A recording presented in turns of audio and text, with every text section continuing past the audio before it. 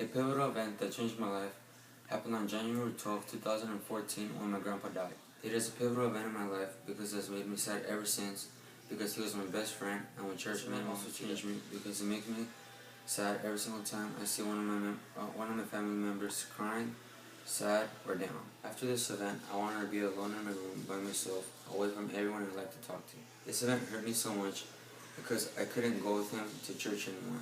He used to pick me up like at 7:30 in the morning, we would go to church, and after that we would get bread and bring it back to his house and eat it with lemon tea.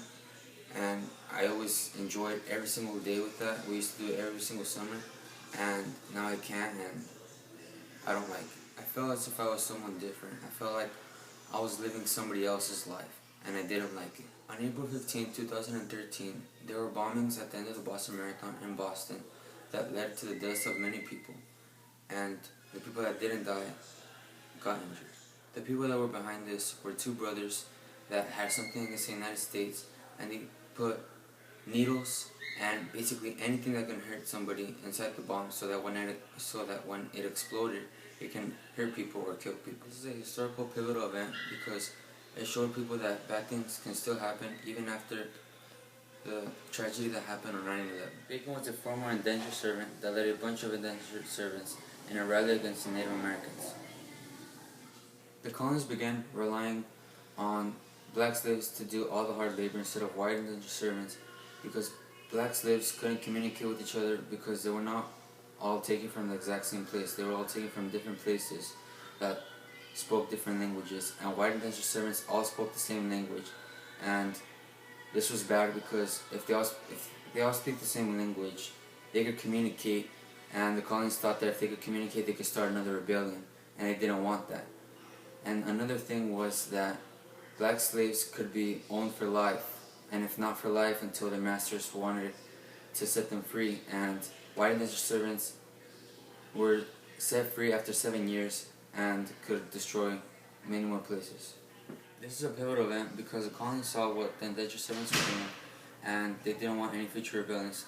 So what the colonies did was that they shifted from only using white indentured servitude to using black slaves. The Stamp Act was a tax that British officials put on everything American colonists needed, like papers, publications, playing cards, licenses, legal documents, and newspapers. Unlike the Sugar Act that taxed items that could be boycotted and avoided, the Stamp Act taxed items that couldn't be boycotted and avoided, like paper. The colonists didn't like that all the tax money was going to the soldiers because they felt that they didn't need to be protected. So they responded in violence by tarring and feathering British officials. The tax was later taken off, and this was a pivotal event because it showed the colonists that they can get whatever they want if they just responded with violence. Abraham Lincoln wasn't an abolitionist, but he wanted to stop slavery.